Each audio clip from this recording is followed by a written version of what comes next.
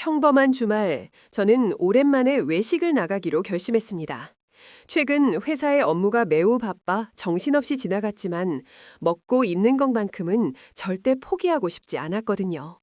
독신으로 혼자 지내는 삶이었지만 초라함을 느끼는 것만큼은 결코 용납할 수 없었습니다. 그래서 저는 자주 가는 단골 한정식 식당을 찾아가게 되었습니다. 그 식당은 상견례 장소로 유명할 정도로 분위기가 좋았고 저에게는 가장 좋아하는 장소 중 하나였습니다. 조용한 환경에서 천천히 식사를 하다 보면 기분이 좋아지고 머리도 좀 식는 것 같았거든요.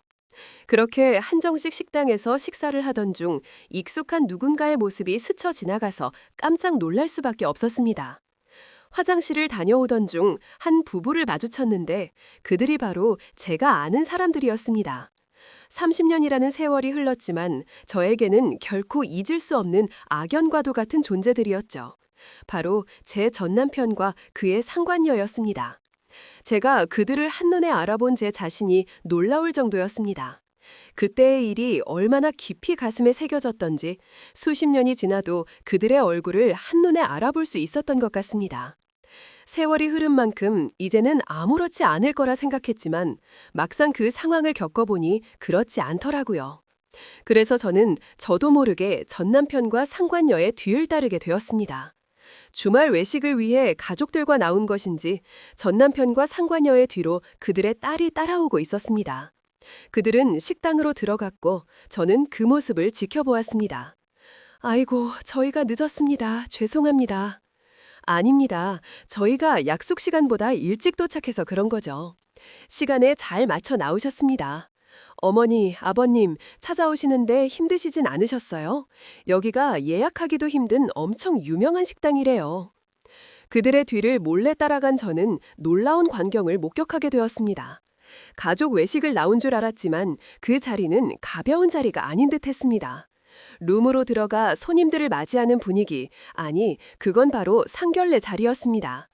벌써 30년이 지났고 그들의 자식이 30살이 되었으니 이제 결혼할 나이가 되었습니다. 순간 저는 지나온 세월이 야속하게 느껴졌습니다. 제가 전남편과 가정을 꾸렸을 때 그들의 딸보다도 어린 나이였거든요. 30도 되지 않은 나이에 남편에게 배신당하고 상관녀 때문에 제 가정이 파탄났던 것입니다. 심지어 그 상관녀는 그 남사가 유부남이라는 사실을 알고 있었고 제 존재를 전부 알고 있었습니다. 불륜이라는 것을 알면서도 책임을 묻지 않았던 것이죠. 그럼에도 불구하고 그들은 아무 거리낌 없이 연애를 이어갔고 심지어 아이를 가지기까지 했습니다. 그 결과 저는 희생만 했던 결혼 생활을 쫓겨나듯이 청산해야 했고 지금도 여전히 혼자였습니다. 그 생각을 하니 너무나 화가 치밀어 올랐습니다. 불륜으로 다른 사람의 인생을 망쳐놓고 자신들은 그 불륜으로 태어난 딸을 결혼시키려 하고 있다는 사실이 너무나도 아이러니하게 느껴졌습니다. 그러는 사이에도 방 안의 상견례는 순조롭게 진행되고 있었습니다. 정말 예쁘게 잘 키우셨네요. 어찌나 착하고 고운지 가정교육을 잘 받았구나 싶습니다. 어머나, 그렇게 예쁘게 봐주시니 감사하네요. 그런데 사실 그렇지도 않아요. 지금 이 아이가 예비 시부모님 앞에서 잘 보이려고 이렇게 행동하는 거죠. 집에서는 아직도 철부지 어린아이거든요. 맞습니다. 열심히 키운다고 잘 키웠지만 밖에서는 번듯하고 어여쁜 모습이지만 저희 눈에는 여전히 3살짜리 같은 모습입니다. 저희가 딸을 어렵게 얻어서 정말 귀하게 키웠거든요. 그렇게 귀한 딸을 시집 보내려니 아쉬우시겠어요. 아유, 아쉽다기보다 이제 가족이 더 생겨서 기쁠 따름이에요. 맞습니다. 이렇게 좋은 분들과 사돈을 맺게 되었다니 얼마나 다행인지 모르겠습니다. 사실 결혼이라는 게 아이들도 중요하지만 서로 배경이 맞아야 하지 않겠습니까? 그렇죠. 저희는 맞는 상대를 만난 것 같네요.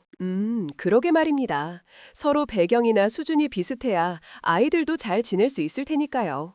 물질적으로나 정서적으로나 말이죠. 정서적으로도 아주 잘 맞을 겁니다. 저희가 아이를 모범적으로 잘 키웠고 부족함 없는 집안이니까요. 전 남편의 말을 들으며 저는 오래된 과거를 떠올려야 했습니다. 30여 년 전 남자를 만나 평생을 약속했던 그 시절. 20대 중반, 결혼을 미루기 어려운 나이라고 생각했지만 지금 와서 생각해보면 저도 너무 어렸던 것 같습니다. 어리고 미숙했기에 남편이 말로만 저를 행복하게 해주겠다고 했던 말을 믿었던 것이겠죠. 그렇게 사랑을 믿고 결혼했던 저는 행복한 미래를 꿈꾸었습니다.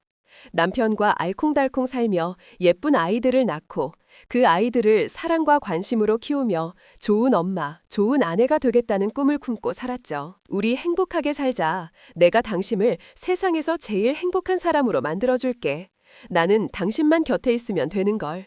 우리 행복하게 오래오래 살아요, 여보. 남편과 저는 직장 생활을 하다 만난 사이였습니다. 대학을 졸업한 후 저는 마케팅팀에서 일하게 된 신입 직원이었고 남편은 영업팀에서 일하는 대리였습니다. 업무상 자주 만나다 보니 우리는 서로에게 호감을 느끼게 되었고 금세 사랑에 빠져들었습니다. 20대의 저는 한창 꿈에 부풀어 있었고 일과 사랑을 모두 잡을 수 있을 것이라 자신하였습니다. 그래서 결혼 후에도 계속 일을 하고 싶었지만 현실은 제 바람처럼 순조롭게 흘러가지 않았습니다.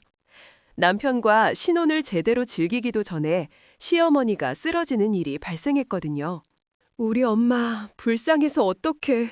평생 자식 뒷바라지하며 고생만 하셨는데 아직 한창 젊으신 나이에 편마비가 오시다니. 아, 우리 엄마 이제 어떡해. 여보, 걱정하지 마요. 그래도 어머니한테는 우리가 있잖아. 우리가 어머니를 정성껏 돌봐드리면 되지. 내가 노력할 테니까 너무 염려하지 말아요. 그럼 당신 혹시 우리 엄마 간병 좀 해줄 수 있을까? 그건 당연하지. 우리가 같이 어머님을 챙겨드리면 될 거예요. 퇴근하고 같이 어머니 돌봐요. 아니, 그게 아니라 회사를 그만두고 우리 엄마를 맡아줄 수 없겠냐는 말이야. 그게 무슨 말이에요? 회사를 그만두라니? 아, 엄마가 쓰러지셔서 이렇게 된 상황에서 내가 어떻게 마음 편히 회사 생활을 할 수 있겠어요. 그렇다고 간병인을 쓰자니 돈도 문제지만 마음이 놓이지 않아서 그래. 당신이 엄마를 봐주면 딱 좋겠는데. 하지만 휴직을 하면 다시 돌아가기 어려울 것 같은데요. 나는 계속 회사 다니고 싶어. 어차피 우리 아이 낳고 그러면 회사는 그만두게 되지 않을까? 당신 못해도 애 둘은 낳을 거라며. 그럼 애들이 걸음마 배우는 것만 계산해봐도 최소 5, 6년인데 회사에서 그 5, 6년을 기다려주진 않잖아. 그건 그렇지만 사실 아직 거기까지 생각해본 적이 없어서요. 나는 당신이 당연히 임신하면서 회사 관둘 거라 생각했어. 당신 아이들 잘 키우는 게 꿈이라며. 설마 회사 다니면서 애들 키울 생각했던 건 아니지? 그건 애들한테 학대잖아. 이제 겨우 결혼 1년 차이고 아이를 낳을 생각은 있었지만 몇 년을 휴직할 건지에 대해서는 제대로 고민해 본 적이 없었습니다. 그저 막연히 아이들을 잘 키울 거라고 생각했었죠. 어쩌면 제가 철이 없었던 건지 아이를 낳고도 회사 생활을 할 수 있을 거라 믿었던 것 같습니다. 그러나 남편은 그렇게 생각하지 않았더라고요. 그렇게 아무것도 정해지지 않은 상황에서 갑작스럽게 시어머니가 쓰러지셨고 남편은 제가 퇴사를 해서 시어머니의 간병을 맡기를 바랐습니다. 간병인들은 믿을 수 없었고 자식으로서 아픈 시어머니를 방치하는 것이 죄송하다는 마음이 컸죠. 지금 생각해보면 남편이 직접 시어머니를 챙겼으면 좋았을 일이지만 당시에는 제가 희생하는 것이 당연하다고 여겼습니다. 남편 말대로 제가 아이를 낳고도 계속 일을 할 수 있을지에 대한 확신이 없었고 그때는 남편이 가장으로서 회사 생활을 하는 것이 당연한 일이었으니까요. 결국 저는 자의반 타의반으로 퇴사를 하게 되었고 그 후에는 시어머니의 간병을 맡게 되었습니다. 일을 관두는 것이 아쉬웠지만 시어머니를 위해, 가정을 위해 제가 희생하는 것이 당연하다고 생각했어요. 그렇게 저는 열심히 시어머니를 보살폈고 남편은 그런 저에게 고마움을 표현했습니다. 역시 당신밖에 없다. 당신이 아니었으면 내가 어떻게 버틸 수 있었겠어. 덕분에 엄마 걱정 없이 회사 생활할 수 있어. 정말 고마워, 여보. 당신도 고생 많아요. 혼자서 외벌이하는 게 쉬운 건 아닌데 어머니 병원비에 우리 생활비까지 혼자 보내라니 얼마나 부담이 되겠어요. 그건 그래. 막상 혼자 가장이 된다고 생각하니까 어깨가 무겁더라고. 혹시나 내가 회사에서 잘리면 우리 가족 모두 길바닥에 남게 되는 거잖아. 그 상상을 하면 정신이 아찔해지더라니까. 당신도 부담감이 많겠군요. 그래도 너무 걱정하지 말아요. 당신이 열심히 하니까 회사에서도 알아줄 거예요. 그건 모르는 거지. 솔직히 회사 입장에서 우리 같은 직원들이 뭐 대수겠어. 언제 잘려도 이상할 거 없는 존재들인데. 아무튼 그래서 당분간은 회사 일에 좀 더 신경을 써야 할 것 같아. 야근도 자처하고 외근도 빠지지 않고 나가려고 해. 내가 회사에 희생한다는 걸 좀 보여줘야 하지 않겠어? 그래도 너무 무리는 하지 말아요. 당신마저 아프면 안 되잖아요. 건강이 최고인 거 알죠? 그럼 이렇게 걱정해주는 우리 아내가 있는데 내가 아플 일이 있겠어. 아무튼 나는 앞으로도 회사 생활 열심히 할 테니까 당신은 당신 자리에서 열심히 해줘. 정말 고맙고 사랑해요, 여보. 남편은 시어머니를 모시는 저에게 고마우며 자신도 열심히 살겠다고 다짐했습니다. 외벌이가 되면서 남편이 얼마나 큰 부담을 느끼고 있을지 저는 그런 남편이 마냥 안쓰럽기만 했습니다. 그리고 남편의 다짐처럼 남편은 어느 순간부터 회사 일에 지어 바빠지기 시작했습니다. 매일같이 야근과 외근을 하며 며칠간 주말 출장을 다녀오는 일도 잦아졌습니다. 원래 남편이 영업직이라 바쁘다는 것은 알고 있었지만 그전과는 비교할 수 없을 정도로 바빠지더라고요. 그래서 어느 순간부터는 집에서 남편의 얼굴조차 보기 힘들었습니다. 여보, 나 주말에 급하게 출장이 잡혔어. 까다로운 클라이언트가 있는데 나더러 주말에 직접 내려오라고 하네. 그럼 어떡해요. 또 며칠 고생하겠네. 어떻게 주말마다 일해야 해. 당신 정말 피곤하겠어요. 이런 상황이 어떡해. 피곤해도 어쩔 수 없지. 회사가 좀 너무한 거 아는가 싶네. 일하는 사람이 당신만 있는 것도 아닌데 유독 당신을 부려먹는 느낌이라 속상해요. 아니, 그건 내가 능력이 있으니까 그런 거지. 팀장님도 나한테 미안해 하시는데 그쪽에서도 나를 찾으니 어쩔 수가 없잖아. 결국 우리는 고객이 요청하면 해야 하니까. 이런 걸 보면 일을 너무 잘해도 안 되는 걸까요? 적당히 요령 좀 피우지 그랬어요. 요령 피우면서 어떻게 일을 열심히 해. 나는 당신을 위해서라도 하루빨리 승진해야지. 그래야 당신이 사모님 소리 듣게 해주고 호강 시켜줄 수 있잖아. 나는 그런 호강 필요 없다니까. 그러다가 당신이 어디 고장이라도 날까봐 그게 걱정이에요. 이렇게 내 걱정해주는 아내가 있는데 고장이 왜 나겠어. 나는 생생하게 100살까지 살 거야. 아무튼 무사히 다녀올 테니까 내 걱정은 하지 마.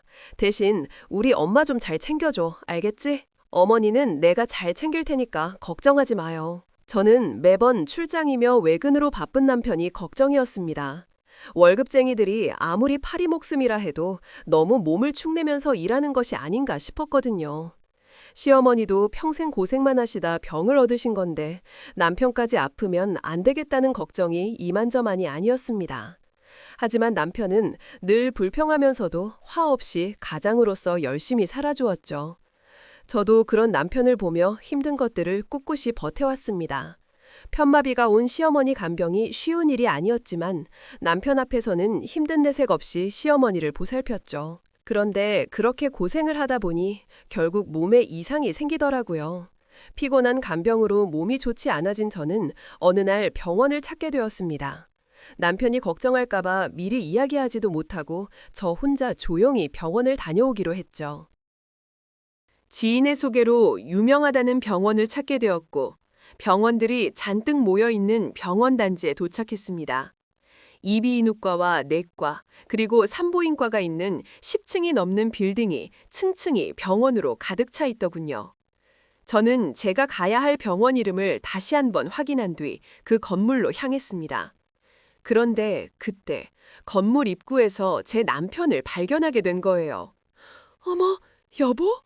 겨우 몇백 미터 앞에서 남편을 발견하고 반가운 마음에 남편을 쫓아가려던 순간 저는 걸음을 멈출 수밖에 없었습니다.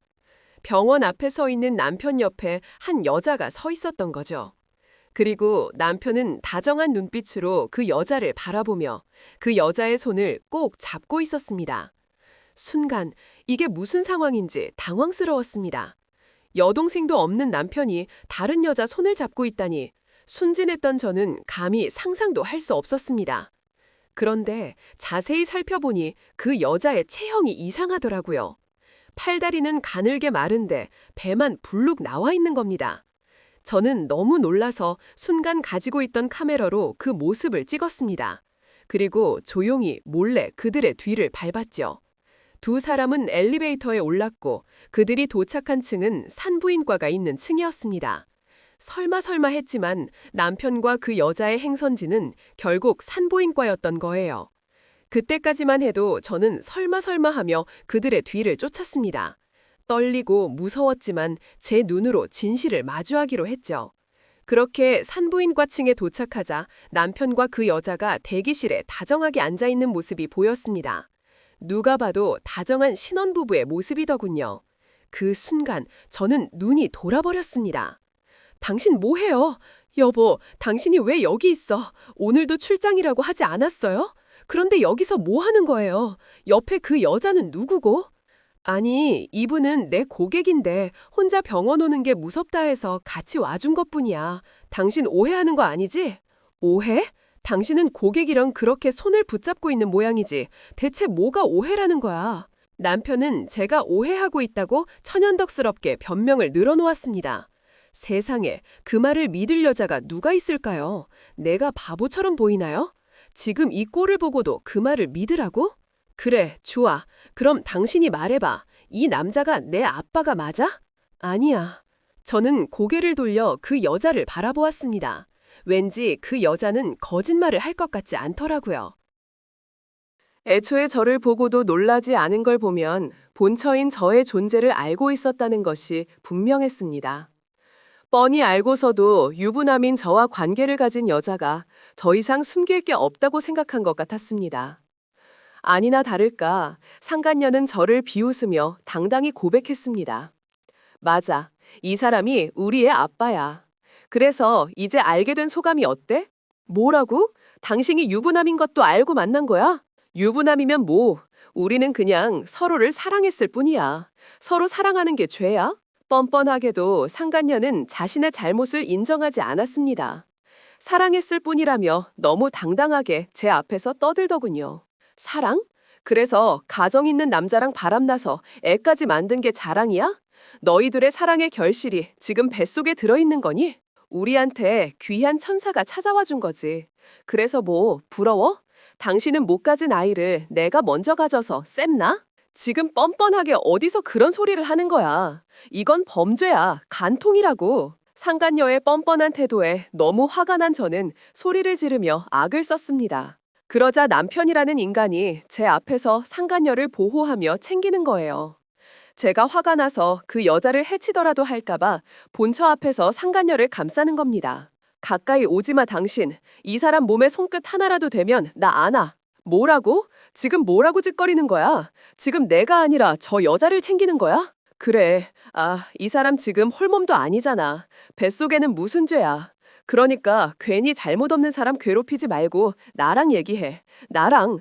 잘못 없는 사람이라고. 누가 잘못이 없는데 저 여자가 다 알고 만났다고 그러잖아. 당신이 유부남인 거 알고 내 존재 알고도 임신까지 했다는데 그게 어떻게 잘못이 없어? 상간녀 편만 되는 남편이 야속했습니다.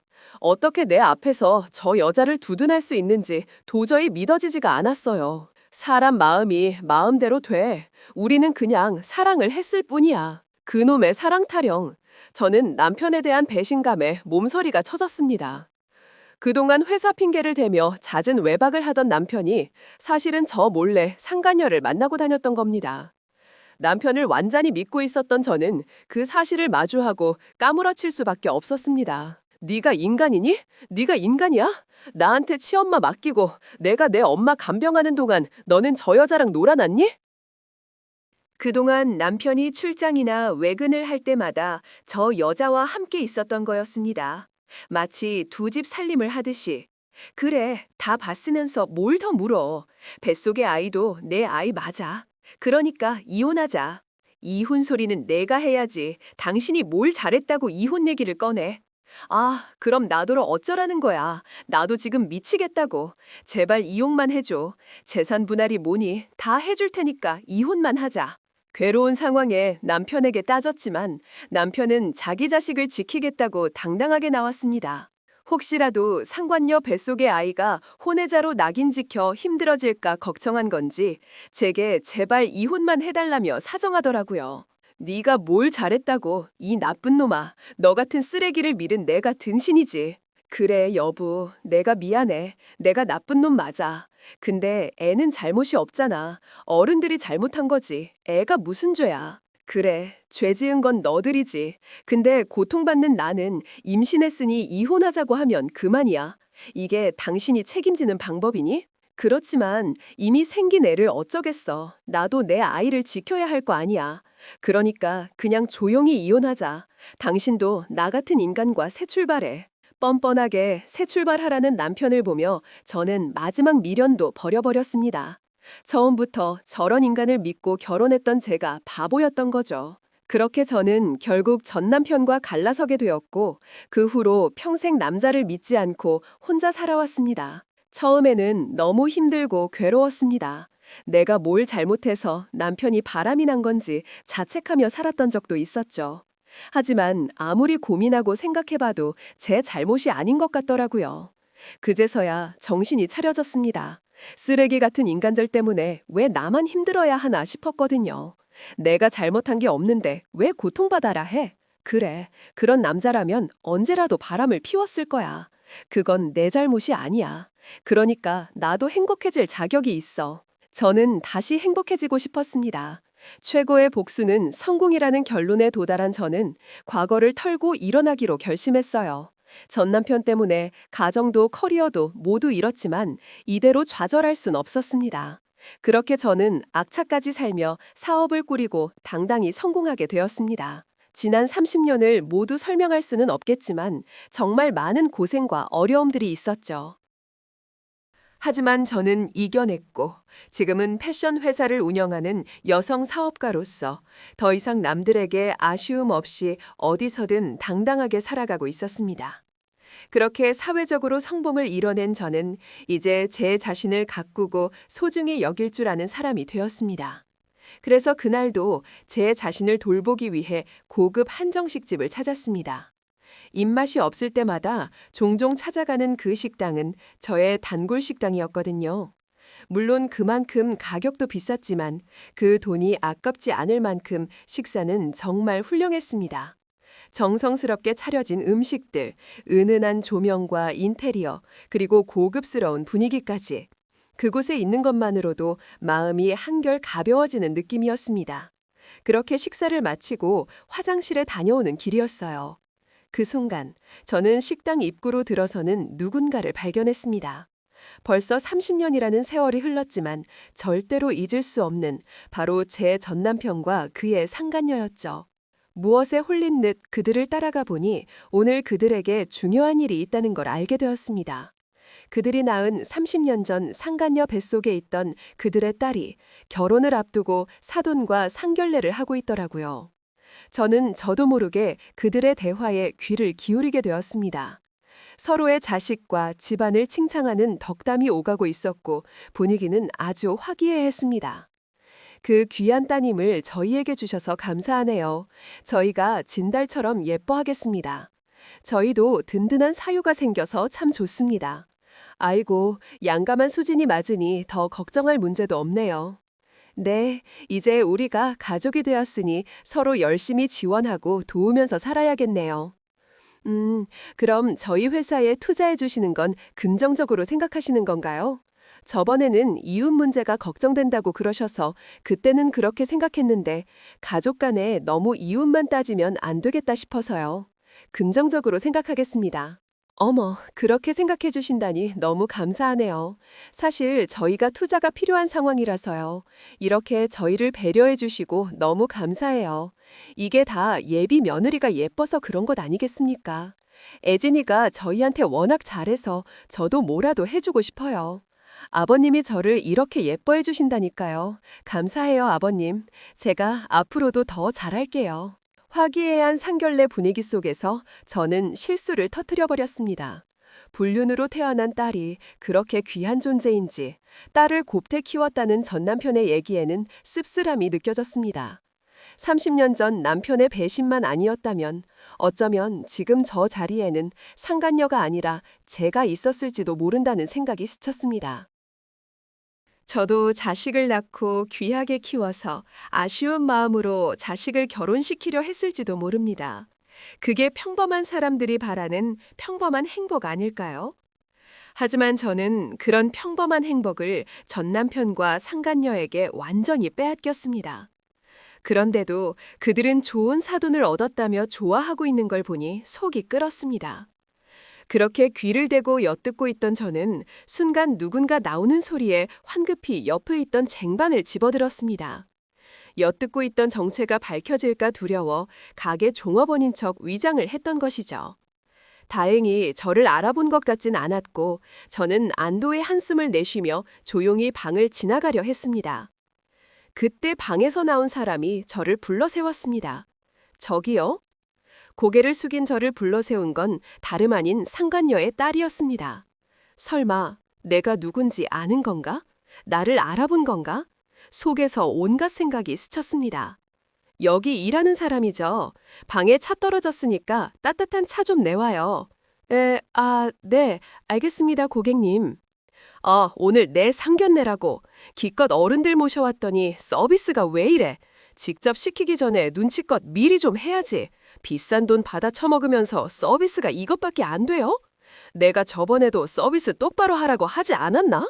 이것들이 말을 했는데도 정신을 못 차렸네. 당신들 고소당하고 싶지 않으면 오늘 똑바로 하는 게 좋을 거야.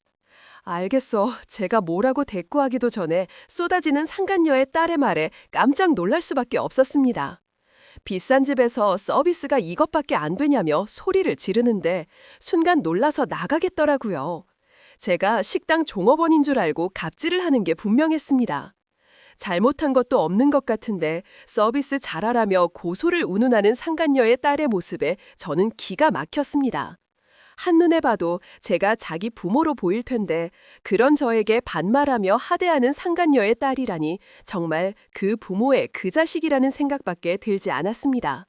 어머, 김 사장님, 왜 여기서 이러고 계세요? 그때 단골 손님으로 가까이 알고 지내던 식당 사장이 놀라서 물었습니다. 한참 동안 딸과 아이에게 고개를 숙이고 있는 제 모습이 이상했던 거죠.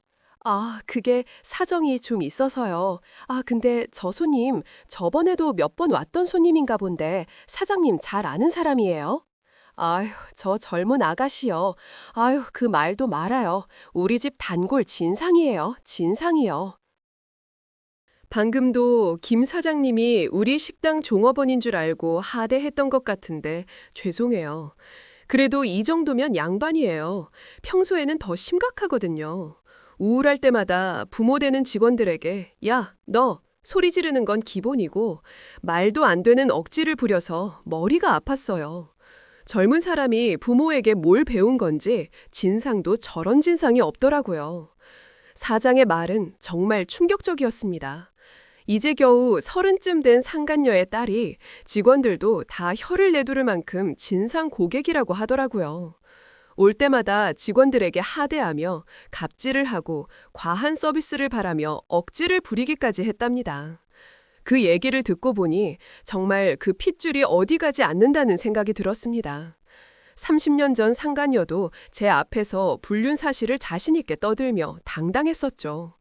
어떻게 이렇게 뻔뻔하고 사악한 인간이 있을까 싶었는데 그 딸이 그런 부모의 성격을 고스란히 물려받은 겁니다. 그제서야 저는 30년 전 일을 후회하게 되었습니다. 30년 전 당시에는 아직 간통법이 살아 있었지만 저는 남편과 상간녀에게 그 죄를 묻지 않았습니다. 너무 화가 나고 어떻게든 복수하고 싶었지만 그들의 자식이 마음에 걸리더라고요. 뱃속의 아이에게는 죄가 없다고 생각했던 저는 결국 그 아이를 위해 저의 복수를 포기했습니다. 그때는 아이가 무슨 죄인가 싶었지만 30년이 지나 자신의 부모와 똑같이 자란 뻔뻔한 그 모습을 보니 제가 괜한 짓을 했다 싶더라고요. 그 부모의 그 자식이라고. 상간녀와 똑같이 그 딸도 못된 인간이었습니다. 예비 사돈 앞에서 거짓말을 하며 내숨을 떠는 전 남편과 상간녀의 행동도 화가 났지만 갑질하는 상간녀의 딸의 모습까지 보게 되자 더는 참을 수가 없었어요. 저런 집안과 사돈을 맺는 사람들은 무슨 잘못일까요? 그래서 저는 그 교만하고 뻔뻔한 인간들에게 늦었지만 죗값을 치르게 하고 싶었습니다. 그 순간 저는 가슴에 품고 살았던 사진 한 장을 꺼내보며 늦은 복수를 결심했습니다. 그렇게 저는 상견례가 한창인 방 앞에 서 있었죠. 저희는 다른 해외 유학도 다녀왔고 지금도 회사에서 인정받는 인재입니다. 하지만 무엇보다도 성품이 가장 자랑입니다. 오냐오냐 키웠는데도 버릇은 나쁜 것 하나 없이 어디서나 예쁘게 칭찬을 듣거든요. 그럼요. 혜진이 성품이야 저희도 잘 알죠. 정말 따님을 잘 키우셨습니다. 그럼요. 저희에게는 딸이 자부심입니다. 가정교육 하나는 자신합니다. 문 밖에서 전 남편이 떠드는 소리를 듣는 순간 제 안에서 뭔가 부글부글 끓어오르는 걸 느꼈습니다. 배우자를 버리고 불로로 가정을 만든 사람이 출신이나 가정교육을 운운할 수 있을까요? 불륜이로 태어난 아이가 어느 누구 앞에서 당당할 수 있을까요? 저는 거짓으로 포장된 그들의 실체를 모두에게 알리고 싶었습니다. 그렇게 저는 지갑을 열고 깊숙이 넣어두었던 낡은 사진 한 장을 꺼냈습니다. 30년 전 제가 직접 찍었던 사진이었죠. 병원 앞에서 전 남편과 배부른 상간녀가 손을 맞잡고 있는 그 결정적인 순간의 사진 말이에요. 그 사진은 제가 지난 30년간 늘 가지고 있던 것이었습니다. 복수를 꿈꾼다거나 다른 이유가 있었다기보다 그건 저를 채찍질하고 지탱해주는 지지대 같은 존재였어요. 가끔 힘들거나 스스로가 나약해질 때 제 자신이 가장 비참했던 그 순간을 다시 떠올리며 저를 다잡는 거죠. 그 덕분에 제가 지금의 자리까지 올 수 있었고요. 그런데 그 사진을 이렇게 쓰게 될 줄은 몰랐네요. 분노와 이성 사이에서 잠시 고민했지만 저는 결국 복수를 결심했습니다. 그렇게 그들의 불륜 증거가 담긴 사진을 손에 쥔 저는 방문을 열었습니다. 누구시죠? 아줌마, 아까 전에 따뜻한 차 좀 가져다 달랬더니 이제 오는 거예요? 저는 조용히 방 안에 있는 사람들을 둘러보았습니다. 선한 인상의 중년 부부와 건실하게 잘 자란 듯 보이는 청년이 어리둥절하게 저를 바라보았죠. 그리고 그들 곁에 제가 절대 잊지 못할 세 사람이 앉아 있었습니다. 저는 전 남편과 상간녀를 번갈아 바라보았습니다. 그러자 제가 누구인지 알 것 같은 그 인간들이 조심스럽게 옛 기억을 떠올리더니 이윽고 제가 누군지 알고 당황하기 시작했습니다. 당신이 어떻게? 전 남편은 제가 누구인지 알아보고 놀라는 눈치였습니다. 불안하게 떨리는 그의 모습은 30년 만에 나타난 제가 무슨 짓을 할지를 예상하는 듯 했습니다. 오랜만이야. 익숙한 모습이 보이길래 따라와 봤더니 정말 당신 맞네. 잘 지냈어? 당신 뭐 해요? 뭔데 남의 상견례 자리에 와서 이래요? 설마 나를 기억 못한다고 잡았다는 거야? 나 알아본 건 맞는 것 같은데? 그러지 않고서야 왜 그렇게 당황해? 모르는 사람이 갑자기 쳐들어오니 당황하는 게 당연하죠. 누구신지 모르겠지만 나가주세요. 저희 지금 상견례하는 중요한 자리입니다. 분명 저를 알아봤음에도 상간녀는 저를 모르는 사람처럼 취급하며 긴장감을 조성하는 목소리로 느리고 신중하게 진행합니다. 청중이 스토리에 몰입할 수 있도록 친밀감 있게 전달하며 감정의 기복에 따라 강렬함을 더합니다. 분명 저를 알아봤음에도 상간녀는 저를 모르는 사람처럼 취급하며 거짓말을 하고 있었습니다. 하긴 딸의 상견례 자리에 제가 본처였다는 걸 알리기에는 부담스러웠겠죠. 이거 실망이네요. 그래도 30년 전에는 거짓말보다는 당당하게 말해줘서 다행이라고 생각했는데 이제는 거짓말로 덮으려 하네요. 예비 사돈이니 이야기가 좀 곤란한가요? 이게 무슨 상황입니까? 아시는 분이십니까? 저게 누구신지 모르겠지만 지금 저희가 상견례 중이라서요. 용건이 있으시다면 나중에 찾아오시는 게 어떨까요? 불편한 분위기가 계속 이어지며 당황한 상대측 아버지가 제게 말했습니다. 죄송합니다. 저도 아무 때나 나서는 성격은 아닌데 지금 상황은 도저히 참을 수가 없어서요. 제 소개를 먼저 해야겠네요. 저는 이런 사람입니다. 저는 우선 저의 위치를 밝히기 위해 상대 측 부모에게 명함을 건넸습니다. 폭탄을 터뜨리기 전에 제가 어느 정도의 명망 있는 사람이라는 걸 밝혀야겠다고 생각했거든요. 그래야 지금부터 제가 하는 말에 신빙성이 생기니까요. 냉등 패션 사장님이세요? 저 전에 그 자선 행사에서 한번 뵌 적이 있습니다. 멀리서였지만 돈을 크게 기부하시는 걸 보고 대단하다고 생각했는데, 근데 이런 분이 왜 여기에? 다행히 저를 아신다니 이야기가 쉽겠네요. 혹시 두 사람의 출신을 알고 계시나 해서요. 출신이라뇨? 그게 무슨... 역시 아무것도 모르고 계셨군요. 하긴 과거를 알고도 이런 인간들과 사돈을 맺을 수는 없겠죠. 당신 지금 뭐 하는 거야? 무슨 소리를 떠들려고 그래? 제가 이야기를 꺼내자 전 남편이 소리치며 저를 막았습니다. 무슨 소리 할지는 당신들이 제일 잘 알지 않아? 사장님, 여기 이 사람들이랑 사돈 맺지 마세요. 제가 이 사람들을 좀 아는데 아시는 것과는 많이 다를 겁니다. 아주 인성이며 개념이 없는 사람들이거든요. 아니, 사장님, 무슨 말씀입니까? 인성과 개념이 없다뇨? 제가 본의 아니게 사장님 예비 며느리님 칭찬하는 걸 들었어요. 가정교육을 잘 받고 착하고 참하다고 생각하시는 것 같더라고요. 근데 보이는 게 다가 아니거든요. 이 사람들의 실체를 제가 잘 알아요. 저는 테이블 위에 들고 있던 사진을 조용히 내려놓았습니다. 그러자 상대 측 부부가 사진을 집어들어 유심히 살펴보더군요. 이거 사돌내외 아닙니까? 근데 이게 이게 문제가 되나요?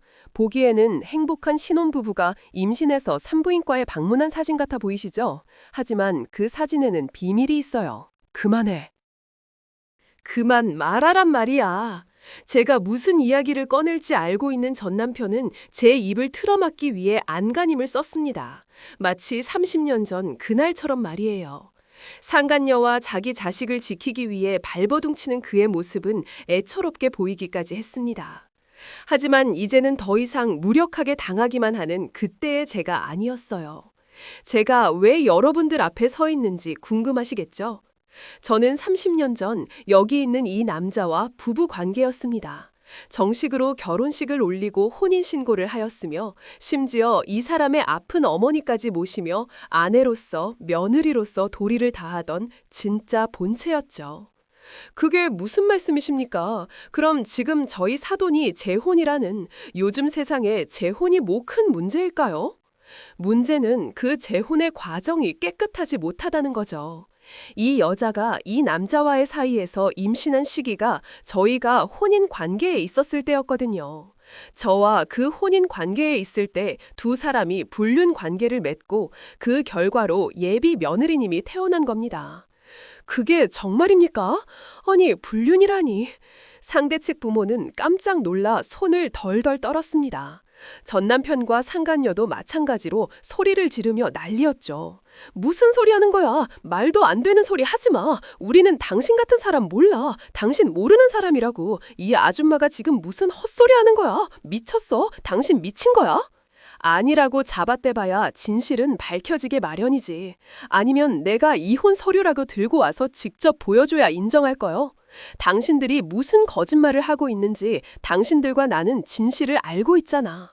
그날 산부인과에서는 당당히 불륜 사실을 밝히더니 이제는 못하겠어? 닥쳐, 나는 모르는 일이야. 벌써 30년도 다 지난 일인데 이제 와서 왜 난리야? 당신 남의 딸 아낄 막으려고 작정했어? 작정했냐고? 다 지난 일이라고 쉽게 말하지 마. 지난 일이라고 해서 그 일이 없어지는 건 아니니까. 당신들 때문에 나는 분명히 고통받았어. 그리고 아무도 내게 진심으로 사과하지 않았지.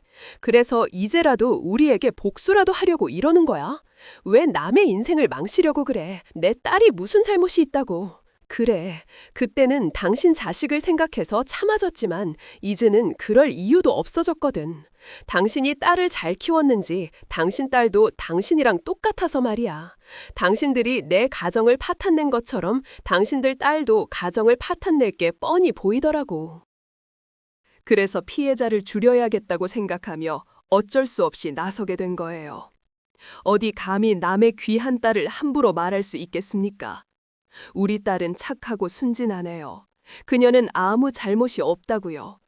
불륜으로 태어난 자식이 아무 잘못이 없다고 하기에는 글쎄 사돈에서는 어떻게 생각하시려나요?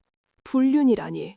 모범적인 가정이라고 상견례 내내 자식 자랑을 늘어놓으시더니 그 시작이 결국 불륜이었다는 겁니까? 상대 측 부모가 떨리는 목소리로 이야기했습니다. 곱게 자란 귀한 딸인 줄만 알고 며느리 삼으려 했을 텐데 그 부모와 자식의 본성을 알게 되니 충격이 크셨겠죠. 이런 걸 숨기고 우리와 사돈을 맺어 생각을 했다니 어떻게 이런 집구석이 우리와 맞다고 할 수가 있겠습니까? 불륜이나 저지른 당신들을 우리와 동급 취급했다고요. 상대 측 부모는 분노를 참지 못하고 소리를 질렀습니다.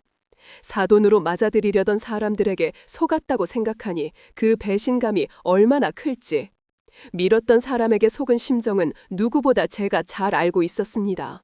하지만 사돈, 그건 이미 30년 전에 다 정리된 일입니다.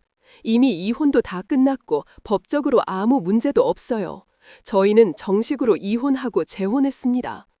법적으로 문제 없다고 도덕적으로도 문제 없는 겁니까? 본인 중에 다른 여자를 임신시키고 그 여자와 재혼해서 살았다면 그게 훌륭한 가정 환경입니까?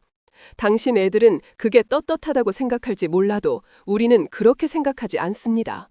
바람나서 결혼한 집안에 우리 아들 결혼 못 시킨다고요. 아, 사돈, 제발 제 말 좀 들어보세요. 이건 다 지난 일입니다. 30년 전의 일이에요. 제가 지방 관리를 못해서 이런 일이 벌어진 거지만 저희 혜진이는 아무 잘못이 없습니다. 그녀는 아무것도 모르고 있었어요. 그런 건 이제 더 이상 중요하지 않습니다. 아까 분명 본인 입으로 말씀하지 않으셨나요? 결혼이라는 건 집안끼리 하는 거라고. 집안의 수준이 비슷해야 결혼할 수 있다고 하셨죠. 저 역시 그 말에 동의합니다. 그리고 이제는 그들이 더 이상 저희와 맞는 수준이 아니라고 생각합니다. 아니, 그럼 정말 바운이라도 하신다는 말씀이세요? 아, 이건 아니죠. 그럼 저희 쪽에 하시겠다던 투자는요?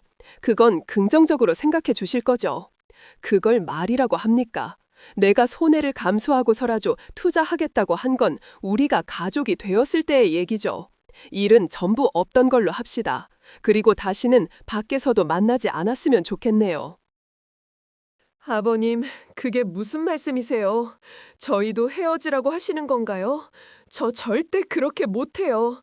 준혁 씨랑 못 헤어진다고요. 어디 감히 상간녀의 딸 주제에 내 아들을 입에 올려 입 다물지 못하겠니? 너 같은 걸 며느리로 들일 생각을 했던 게 끔찍한데 이제 그만하라고. 내 아들한테서 떨어져. 어디 근본 없이 상간녀의 딸 주제. 아휴, 이럴 순 없어요. 저희 딸은 잘못이 없다고요. 저희가 사과하겠습니다. 제발 혜진이한테는 그러지 말아주세요. 루마는 순식간에 아수라장이 됐습니다. 상간녀의 울음소리, 상간녀와 전남편의 변명, 그리고 상대 측 부모의 차가운 시선들까지. 그리고 저는 그 한가운데 서서 제가 만들어낸 이 파국을 지켜보고 있었습니다. 누군가는 제가 너무했다고 생각할지 모르겠지만 저는 절대 후회가 없었어요. 저의 개인적인 복수가 아니더라도 저 같은 피해자가 나오지 않게 하기 위해서라도 저는 나서야 했습니다. 감사합니다. 김 사장님이 아니었으면 우리가 아무것도 모르고 결혼시킬 뻔했네요. 중요한 사실을 알려주셔서 감사합니다. 감사하다는 말을 해야 할지 모르겠지만 저도 이 귀한 아드님이 저런 집안과 엮이지 않아서 다행이다 싶네요. 저는 누구 덕분에 자식이 없어서 부모 입장은 모르지만 30년 전에 제가 그 자식 입장이 되어보아서 알거든요. 저런 집안이랑 맺어져 봐야 끝이 좋지 못하다는 걸 알죠. 결혼이라는 건 신중하게 해야 하는 법이니까요. 네, 맞습니다. 아무쪼록 오늘은 감사합니다. 비록 불미스러운 일로 만나게 되었지만 나중에 사업차 좋은 인연으로 다시 만났으면 좋겠습니다. 사돈, 정말 이렇게 가신다고요? 저희는요? 그럼 저희는 어쩌라고 이러십니까? 이게 다 누구 때문인데 그걸 나한테 말해요? 그러게 처음부터 거짓말이 나지 말던가. 당신들 뭘 보고 결혼을 생각했는지 모르겠네요. 아무튼 악연이 되어버렸으니 다시는 만나지 말았으면 좋겠습니다. 나나 우리 아들한테 연락할 생각도 말고요. 알겠어요? 상대 측 부모는 상간녀와 전 남편을 그대로 등지고 차갑게 돌아서 나갔습니다. 그러자 상간녀가 저를 향해 소리치더군요. 이게 다 당신 때문이야. 당신 정말 너무한 거 아니야? 우리가 잘못한 건 맞지만 내 딸은 무슨 죄야? 왜 30년 전의 일로 내 딸까지 고통받아야 하는 건데 애는 아무 잘못 없잖아. 이제는 좀 알겠어.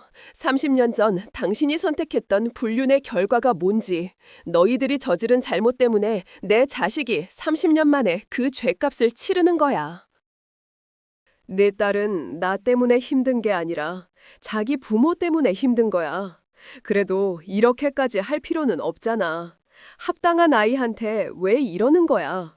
그러면 30년 전에 나한테 제대로 사과하지 그랬어. 당당하고 뻔뻔하게 임신했다고 들이밀면서 조롱하지 않았더라면 내가 이렇게까지 했을까? 그리고 불륜의 결과로 태어난 아이가 그 책임을 되물림받는 건 당연한 일 아닐까? 그러니까 이제라도 후회된다면 앞으로는 똑바로 살아. 남의 눈에 눈물 나게 하면 결국 자신한테는 피눈물이 날 일이 생길 테니까. 그 말을 끝으로 저도 자리를 떠났습니다. 제 뒤로 울부짖는 상간녀와 그 딸의 소리가 들려왔지만 이제는 아무렇지 않았어요. 그 상황은 제 잘못이 아니었습니다. 너무 늦게 되돌려받은 그들의 업보일 뿐이었습니다. 결국 벌어질 일은 벌어지는 것이었고 행동에는 책임이 따르는 법이니까요. 전 남편과 상간녀는 그 책임을 조금 늦게 떠왔을 뿐이었습니다. 그 후 30년간 가지고 있던 그 사진을 비로소 태워버릴 수 있었습니다. 복수까지 이루었으니 저도 더는 안정을 가지고 있어선 안 되겠죠. 저는 30년 묵은 마음의 짐을 비로소 내려놓을 수 있었고 이제는 제 과거의 일에 마침표를 찍어야 할 때라는 것을 깨달았습니다. 이제 더는 분노하지 않기로 했습니다. 그들을 제 인생에서 완전히 내보내기로 결심한 거죠. 그러자 마음이 한결 가벼워졌습니다. 앞으로 다시는 누군가에게 복수할 일이 없기를 바라며 저는 제 행복을 위해 살아갈 것입니다. 감사합니다.